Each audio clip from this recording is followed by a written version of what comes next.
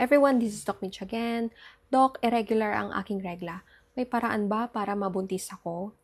So, yun yung alamin natin. Regular na regla ay isang reason kaya nahihirapan ang isang babae o yung mag-asawa na mabuntis o magkaroon ng baby. Ka-irregular ang regla mo, mahirap matukoy kung kailan ang fertile period mo. Kailan mo ba masasabi na irregular ang isang babae, yung kanilang regla? According sa WebMD, sabi niya, unang reason dyan ay yung haba ng pagitan ng bawat regla ay mahaba. Tapos, hindi talaga siya regular or monthly na nireregla. So, for example, January, yun yung unang buwan na niregla ka. Tapos, pagkatapos ng February at March, hindi ka na niregla. Then, ngayong May, doon ka palang dadatnan. So, sobrang haba ng pagitan. Dalawang reason ay pwedeng kokonti o madami yung regla. So, i-check natin yung volume din kung gaano kadami yung dugo na lumalabas sa'yo. So, konti or pwedeng sobrang dami naman.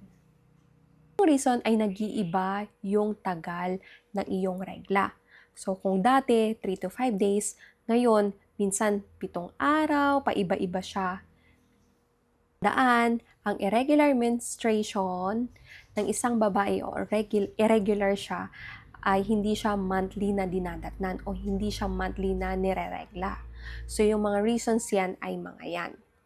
So, pwedeng cause niyan ay stress, PCOS ka, yan. Meron kang hyper o hypothyroidism, problema sa thyroid, umiinom ka ng gamot, pwedeng naka-apekto yon sa pagiging irregular mo, at kung ano-ano pa. Ayan, nasa listahan na natin.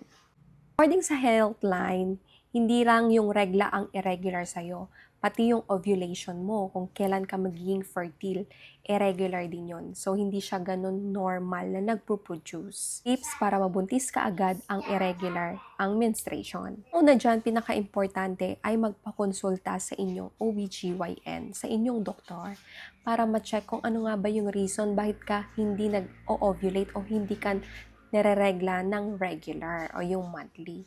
So, dapat ma-check yun overall. Dalawa ay madalas na makikipagtalik. Hindi naman kailangan na everyday kayong nakikipagtalik ni mister. So, dapat pwede din 2 or 3 times per week, mga ganyan. Kailangan i-check yung para ma-maximize yung volume ng sperm ng partner mo, hindi kailangan na everyday. Kasi nga, syempre bababa yung volume ng sperm cell ng mister o yung asawa ninyo. So, hindi naman kailangan na everyday. So, kapag ka-irregular ang menstruation mo, hindi effective yung calendar method.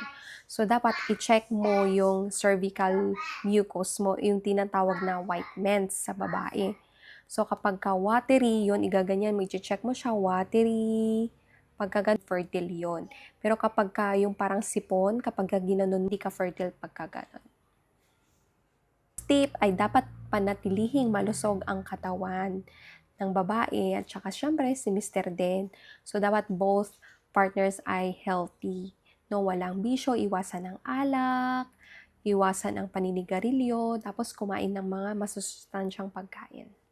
And hindi ibig sabihin kapag irregular ang iyong regla ay hindi ka na mabubuntis. So, dapat consult lagi sa inyong doktor para makorek, mabigyan ka ng gamot, para ma-regulate o maging regular ang menstruation mo para mag-produce ka or mag-ovulate ka ng tama.